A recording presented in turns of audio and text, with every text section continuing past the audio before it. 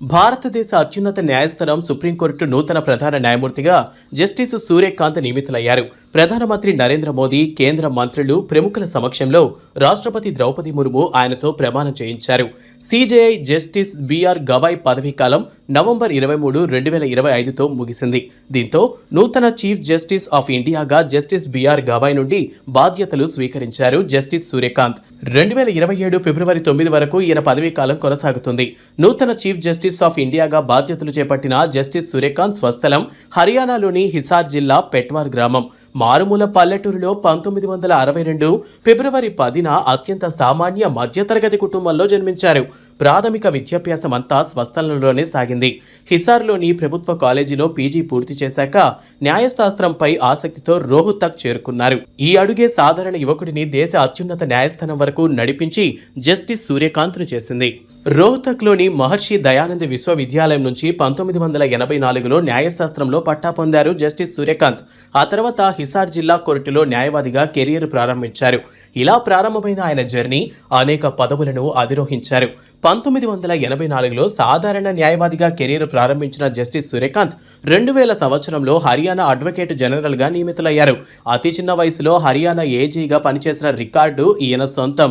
ఆ తర్వాత 2001లో సీనియర్ న్యాయవాదిగా మారారు. కొన్నాళ్లకే న్యాయమూర్తిగా ఎదిగారు. 2004లో పంజాబ్ హర్యానా హైకోర్టులో న్యాయమూర్తిగా నియమితులయ్యారు. ఇలా న్యాయవాది నుంచి న్యాయమూర్తిగా మారిన జస్టిస్ సూర్యకాంత్ అనేక హైకోర్టుల్లో పనిచేశారు. 2018లో హిమాచల్ ప్రదేశ్ హైకోర్టు ప్రధాన న్యాయమూర్తిగా నియమితులయ్యారు. 2019లో సుప్రీంకోర్టు న్యాయమూర్తిగా పదోన్నతి పొందారు జస్టిస్ సూర్యకాంత్. తాజాగా చీఫ్ జస్టిస్ ఆఫ్ ఇండియాగా అత్యున్నత పదవిని పొందారు. హర్యానా రాష్ట్రం నుంచి సుప్రీంకోర్టు ప్రధాన న్యాయమూర్తిగా నియమితులైన మొదటి వ్యక్తి జస్టిస్ సూర్యకాంత్. ఆసక్తికరమైన విషయం ఏంటంటే 2027లో సరిగ్గా తన పుట్టినరోజుకు ముందు రోజు జస్టిస్ సూర్యకాంత్ పదవీ విరమణ పొందనున్నారు. సుమారు 15 నెలల పాటు ప్రధాన న్యాయమూర్తిగా పనిచేస్తారు. జస్టిస్ సూర్యకాంత్ కీలక కేసులు, తీర్పులు. జమ్మూ కాశ్మీర్కు ప్రత్యేక హోదా కల్పించే ఆర్టికల్ 370 రద్దు చెల్లుతుందని తీర్పు ఇచ్చిన ధర్మాసనంలో జస్టిస్ సూర్యకాంత్ సభ్యుడిగా ఉన్నారు. వలస పాలన కాలం నాటి దేశద్రోహం చట్టాన్ని నిలిపివేసిన ధర్మాసనంలో కూడా జస్టిస్ సూర్యకాంత్ సభ్యుడిగా ఉన్నారు.